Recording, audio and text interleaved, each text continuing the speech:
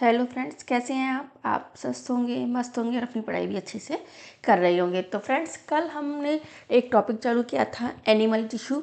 उस टॉपिक में हमने इसकी स्टार्टिंग में जो एनिमल टिश्यू के टाइप्स हैं, एनिमल टिश्यू क्या होते हैं, उसके बारे में हमने पढ़ लिया था। जिसमें हमने पढ़ा था कि एनिमल टिश्यू होते हैं वो 4 प्रकार के होते हैं: एपिथेलियम टिश्यू, कनेक्टिव टिश्यू, पेशी ऊतक या मस्कुलर टिश्यू, और नर्वस सिस्टम या तंत्रिका ऊतक होते हैं। तो आज हम इसके एपिथेलियम टिश्यू तक हमने पढ़ लिया था। आज हम इससे आगे पढ़ने वाले हैं कौन सा ऊतक, कनेक्टिव टिश्यू, संयोजी ऊतक के बारे में, पेशी टिश्यू और नर्वस टिश्यू के बारे में हम पढ़ने वाले हैं। तो मैं नीतू सिंघल अपने YouTube channel Divya biology classes में आपका स्वागत करती हूँ।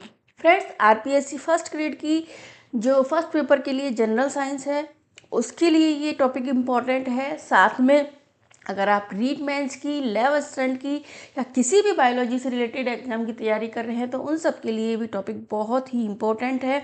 इसमें जो भी इम्पोर्टेंट लाइंस हैं उनको भी मैंने अलग से हाईलाइट भी कर दिया है। साथ में आपको ये डिटेल भी बता दी है और इनके एग्जाम्पल्स मैंने आपको पहले भी बताया। जैसे आपको आगे आने वाली एग्जाम्पल्स हैं उनको आपको बहुत अच्छे से लर्न कर लेना है। तो बिना देरी किए हुए हम चालू करते हैं आज का टॉपिक। सबसे पहले हम पढ़ेंगे संयोजी ऊतक के बारे में। तो संयोजी ऊतक क्या होते हैं? संयोजी नाम से जैसे पता चल रहा है कनेक्टिव टिश्यू, यानी जो कनेक्ट करते हैं उनको हम बोलते हैं संयोजी ऊतक। इनकी जो कोशिकाएं हैं वो आपस में कम जुड़ी हुई होती है। कैसी होती है? आपस में ढीली होती है, मतलब ऐसे जैसे एक कोशिका है इस तरह से जुड़ी हुई होती है और इनके बीच में इंटरसेलुलर स्पेस पाया जाता है। यानी यहाँ पे क्या क्या पाया जाता है? इंटरसेलुलर अधात्री स्पेस पाया जाता है जिसमें मैट्रिक्स भरा होता है। क्या भरा होता है? मैट्रिक्स इसमें भरा पाया जाता है। यानी जेली जैसा मैट्रिक्स क्या होता है? मैट्रिक्स एक जेली जैसा पदार्थ होता है, वो इसके अंदर भरा होता है और उसी के अंदर ये दसी हुई होती हैं। ठीक है। अब है सही कनेक्टिव जो टिश्यू होते हैं वो कितने प्रकार के होते हैं? 3 प्रकार के होते हैं। ये इंपॉर्टेंट लगाना, आप इस बॉक्स को अच्छे से याद कर लेना क्योंकि इसमें जो एग्जाम्पल्स पूछे जाते हैं वो ज़्यादातर इसी से पूछे जाते हैं। लचीले संयोजी ऊतक है, दूसरे होते हैं सघन संयोजी ऊतक, तीसरे होते हैं विशिष्ट संयोजी ऊतक इसमें पाए जाते हैं। लचीले संयोजी ऊतक है जिनको हम बोलते हैं लूज कनेक्टिव टिश्यू भी बोलते हैं। क्या बोलते हैं? लूज कनेक्टिव टिश्यू भी इनको बोलते हैं। इसके कौन कौन से एग्जाम्पल है? इसमें 2 प्रकार के टिश्यू इसके अंदर आते हैं। एक तो आते हैं एरियोलर संयोजी ऊतक। एरियोलर जैसे नाम से पता चल रहा है, इनको हिंदी में बोलते हैं वायुतक। लेकिन आप ध्यान रखना इसका इंग्लिश नाम ही एग्जाम में पूछा जाता है। एरियल टिश्यू, एरियोलर टिश्यू के नाम से इसको पूछा जाता है।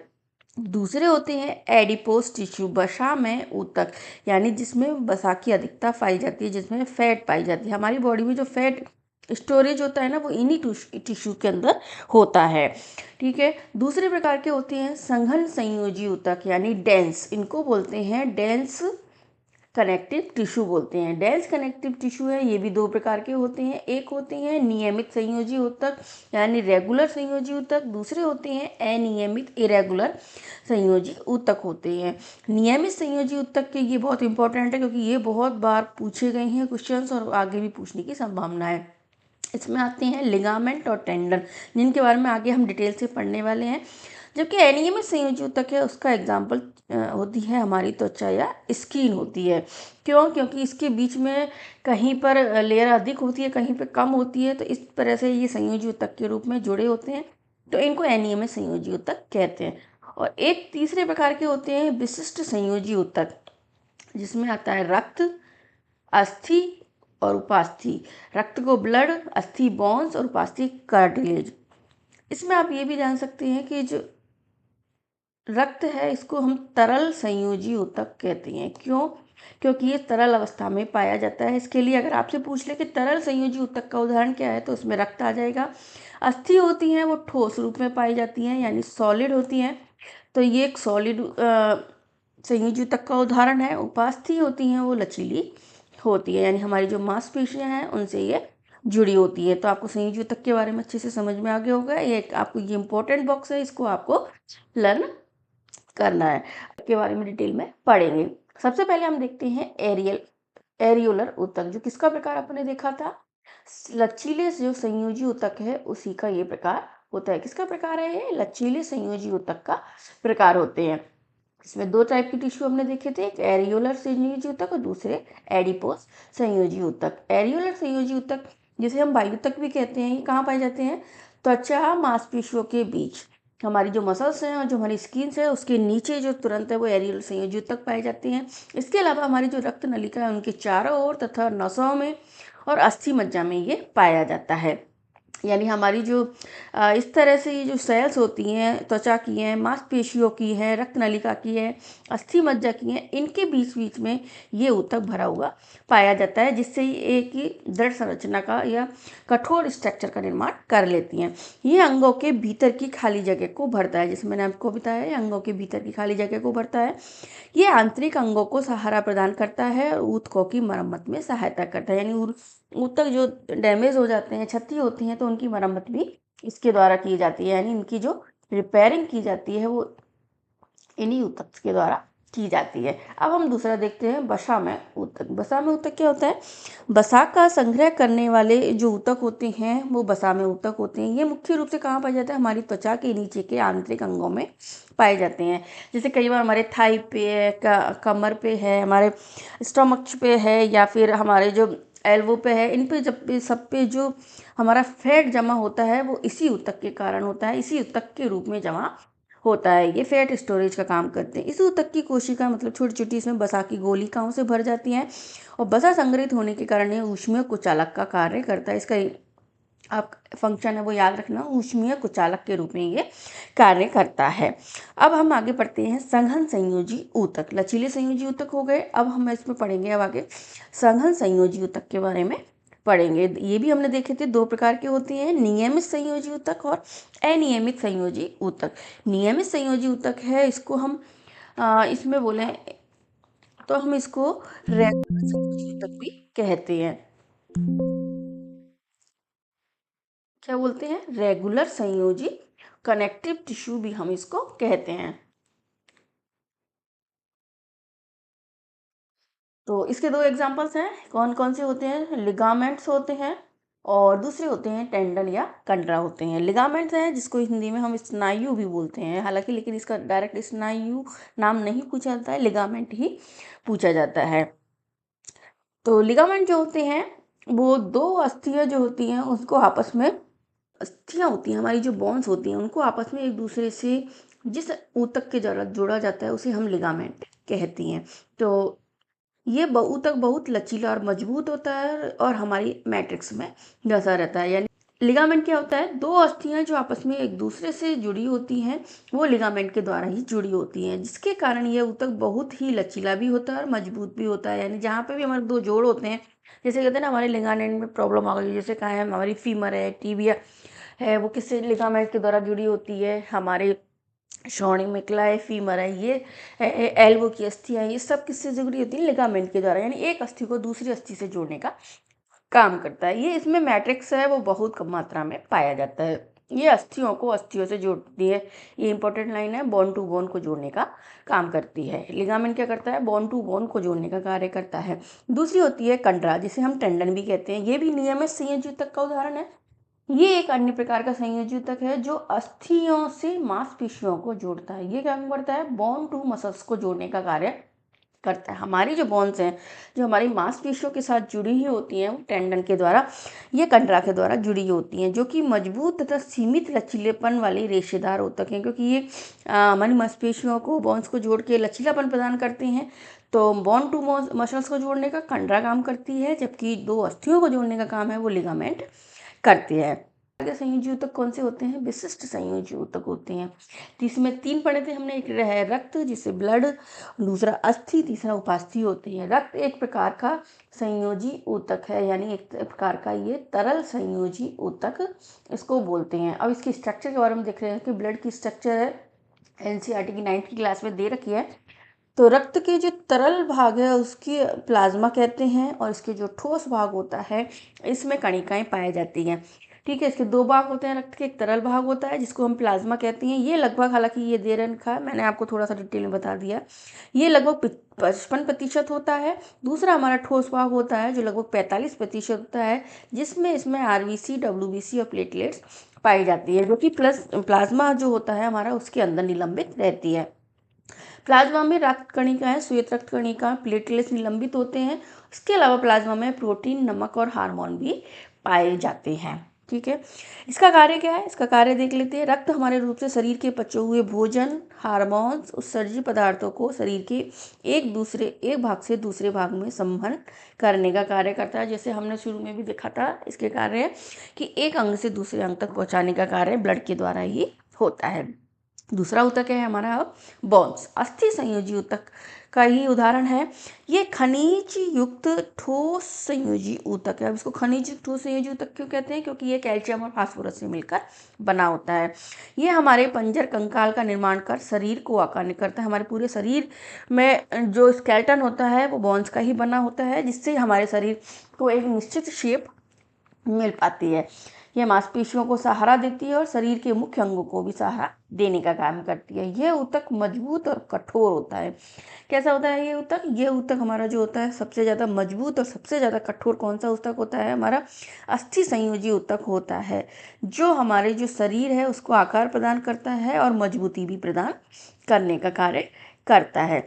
इसके अलावा ये ऊतक है, ये इसकी जो कठोर है वो मैट्रिक्स में धसी होती हैं। इसकी जो कोशिकाएं होती हैं वो मैट्रिक्स में धसी होती हैं और किससे बनी होती हैं, कैल्शियम और फास्फोरस से बनी होती हैं। आप ध्यान रख लेना, ये इंपॉर्टेंट लगा लेना, क्योंकि इसमें पूछा सकता है कि जो अस्थि, पहली बात तो ये पूछा सकता है संयोजी ऊतक के उदाहरण में अस्थि दे देंगे, रक्त दे देंगे, उपास्थि और एक अलग दे देंगे कि कौन सा नहीं है, या फिर अस्थि पूछ लें आपसे कि संयोजी ऊतक का उदाहरण है तो इसमें बोन्स दे देंगे।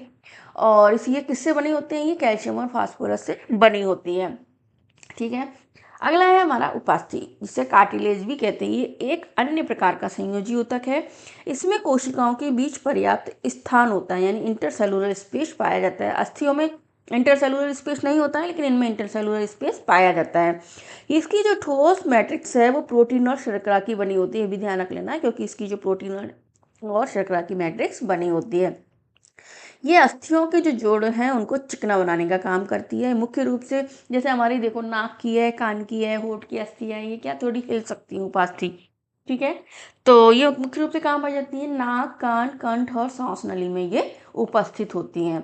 क्योंकि हम जैसे कान है उसकी उपास्थि, कान की जो बाहर पिंड है उसको हम मोड़ सकते हैं, लेकिन हाथ की अस्थि को हम नहीं मोड़ सकते, क्योंकि हाथ की जो अस्थि होती है वो ठोस होती है, जबकि जो उपास्थि होती है कान की वो लचीली होती है। तो हमने संयोजी ऊतक पूरा देख लिया, उसके तीनों प्रकार देख लिए। आपको तीनों प्रकार और उनके एग्जाम्पल्स को याद करना है। आप 1 से 2 बार, 2-3 बार पढ़ेंगे या 2-3 बार याद करेंगे तो आपको ये याद हो जाएंगे। अब हम अगला ऊतक पढ़ लेते हैं। कौन सा ऊतक है, पेशी ऊतक है, मस्कुलर टिश्यू देखते हैं। पेशीय ऊतक, ये हमारे तीसरा प्रकार का टिश्यू है, जो एनिमल टिश्यू होता है तीसरे प्रकार का। ये लंबी कोशिकाओं का बना होता है। किसके बने होते हैं, लंबी कोशिकाओं में होता है, जिनको हम मसल्स फाइबर भी कहते हैं। हमारे जो मसल्स फाइबर होते हैं ये पेशियों ऊतक का निर्माण करते हैं। ये हमारे शरीर में गति के लिए उत्तरदायी होता है। पेशियों में एक विशेष प्रकार के प्रोटीन पाए जाते हैं, जिसे हम सिकुड़ वाला प्रोटीन कहते हैं। हालांकि आपसे इतना ही पूछा जाएगा, आगे की बड़ी क्लास में बताया जाता है कि इसमें दो जो प्रोटीन होते हैं वो 2 प्रकार के होते हैं, एक्टिन और मायोसिन। 2 प्रकार के इसमें प्रोटीन पाए जाते हैं, जिनको सिकुड़ वाला, यानी जो गति लचीलापन प्रदान करते हैं, वो हम जो गति करते हैं वो इन्हीं के कारण करते हैं, जिसके संकुचन और प्रसार के कारण गति होती है। पेशीय ऊतक है वो कितने प्रकार के हैं, 3 प्रकार के होते हैं, कंकाल पेशी, चिकनी पेशी और हृदय पेशी। 3 प्रकार की पेशियों से बने होते हैं। पहला देख लेते हैं हम कंकाल पेशी। ये भी पूछ सकते हैं, पेशी ऊतक के प्रकार पूछ लें आपसे और एक अलग दे देंगे। कुछ पेशियों को हम इच्छा अनुसार गति करा सकते हैं, यानी हमारी इच्छा के अनुसार, कैसे हमारे हाथ है, पैर है, इनकी गति हमारी इच्छा अनुसार होती है। जैसे तो अपनी उनकी गति को हम रोक भी सकते हैं। इस तरह की पेशियों को हम ऐच्छिक पेशी कहते हैं। क्या कहते हैं इनको, वॉलेंटरी मसल्स या ऐच्छिक पेशी कहते हैं। इन पेशियों को हम कंकाल पेशी भी कहते हैं, क्योंकि ये अधिकता से हड्डियों से जुड़ी होती हैं और शारीरिक गति में सहायक होती हैं। ये पेशियां हल्के तथा गहरे रंगों में एक के बाद एक रेखाओं के पेशियों के बैंड से बनी होती है, इसलिए इनको रेखित पेशी कहते हैं। मतलब इनकी जो पेशी होती है जो इस तरह से बनी होती है, और हर पेशी के बाद इस तरह से गहरे और हल्के रंग के बैंड इसमें पाए जाते हैं, इसलिए इन पेशियों को हम रेखित पेशी भी कहते हैं। इस ऊतक की कोशिकाएं लंबी धारियों की तरह प्रतीत होती है, इसके कारण इसमें धारियां दिखाई देती हैं। ये रेखित, बेलनाकार, शाखा रहित और बहुनाभिकीय होती है, यानी इस तरह से पेशी होने के कारण ये मल्टी न्यूक्लियस वाली दिखाई देती हैं। तो कंकाल पेशी के बारे में अपन ने पढ़ा, इसमें ये तो ये इच्छानुसार गति करती हैं, इनको ऐच्छिक पेशी भी हम कहते हैं। तो इसमें उदाहरण कौन सा आ जाएगा, हमारे हाथ पैरों की पेशी। इसके अलावा इसमें बैंड्स पाए जाते हैं, इनकी रेखित पेशी भी कहते हैं। तो एक ही कंकाल पेशी का उदाहरण कितने हो गए, 3 नाम हो गए इसके। कौन कौन से, इसको ऐच्छिक पेशी भी कहते हैं, रेखित पेशी भी कहते हैं। और हाथ और पैरों की मुख्य रूप से जो पेशियां हैं वो इनके अंदर आती हैं, यानी हमारे कंकाल का निर्माण करने वाली पेशी इनके अंदर आती है। अब दूसरी पेशी है हमारी, कौन सी पेशी है, चिकनी पेशी। इसके बारे में पढ़ लेते हैं। चिकनी पेशी कहाँ पाई जाती है। चिकनी पेशी हमारी जो मुख्य रूप से पाई जाती है वो हमारे आंतरिक अंगों में पाई जाती है। चिकनी पेशी के बारे में देख लेते हैं। तो ये जो हमारी मुख्य रूप से आहार नली जो होती है उसमें भोजन का प्रवाह है या जो रक्त नलिका का प्रसार व संकुचन है वो हमारी इच्छा अनुसार नहीं होता है। वो सब कैसे होता है, अपने आप, मतलब हमारा मुंह में भोजन जाने के बाद जो भोजन का पाचन होता है वो अपनी इच्छा के अनुसार नहीं होता है, वो अपने आप होता है। तो इस प्रकार ये हमारी इच्छा के अनुसार गति नहीं करती हैं, संचालित नहीं होती हैं। इसके लिए इन चिकनी पेशियों को हम अनैच्छिक पेशियां भी कहते हैं। इनकी गति को हम चालू बंद नहीं कर सकती हैं। ये मुख्य रूप से रक्त नलिका, अग्नाशय, आंत की भित्ति में पाई जाती हैं। इसके अलावा हमारी जो आँख की पलक है वो भी अपने आप ही ऊपर नीचे होती है। आँख की पलक में हमारी मूत्र वाहिनी में पाई जाती है। फेफड़ों की जो श्वसन अंग है उनमें भी ये पाई जाती है। हमारी जो सांस है वो अपने आप ऊपर नीचे होती रहती है, तो वो भी इन सब में कौन सी पेशी पाई जाती है, अनैच्छिक पेशियां पाई जाती है। इनकी कोशिकाएं लंबी और इनकी आखिरी सिरा नुकीला होता है। कैसी होती है इनकी, ये इस तरह की शेप की बनी होती है, जिनमें एक न्यूक्लियस पाया जाता है, केंद्रक पाया जाता है, और इनमें पट्टियां नहीं पाई जाती हैं। इनमें रेखियां, धारियां नहीं पाई जाती हैं, इसलिए इनको हम अरेखित पेशी भी कहते हैं। कंकाल पेशी को हमने देखा था, ये कंकाल पेशी ऐच्छिक और रेखित पेशी होती है, जबकि जो चिकनी पेशी होती है इसके दूसरे एग्जाम्पल ये बोल सकते हैं हम, दूसरा नाम है इसका, इसको अनैच्छिक पेशी भी कहते हैं। और दूसरा, इसमें पट्टियां नहीं पाई जाती हैं, इसके लिए अरेखित पेशी भी इनको कहते हैं।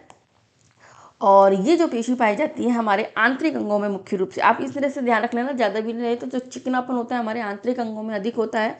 तो ये पेशियां हमारे आंतरिक अंगों में पाई जाती हैं, जैसे रक्त नलिका, अग्नाशय, आंत की भित्ति में, आंख की पलकों में, मूत्र वाहिनी, फेफड़ों के श्वसनों में ये पाई जाती हैं। अब तीसरी प्रकार की हम पेशी देख लेते हैं। तीसरी पेशी है हमारी हृदय पेशी। हृदय पेशी जैसे नाम से ही पता चल रहा है कहाँ पाई जाएगी, हमारे हृदय में पाई जाती है। कहाँ पाई जाती है, हृदय में पाई जाती है।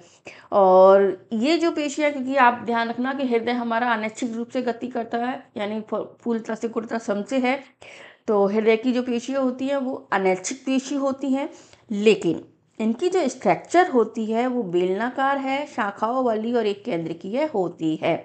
इनमें अंतर्विष्ट डिस्क पाई जाती है, इसलिए इनकी जो पेशियां हैं वो रेखित और अनैच्छिक पेशियां होती है।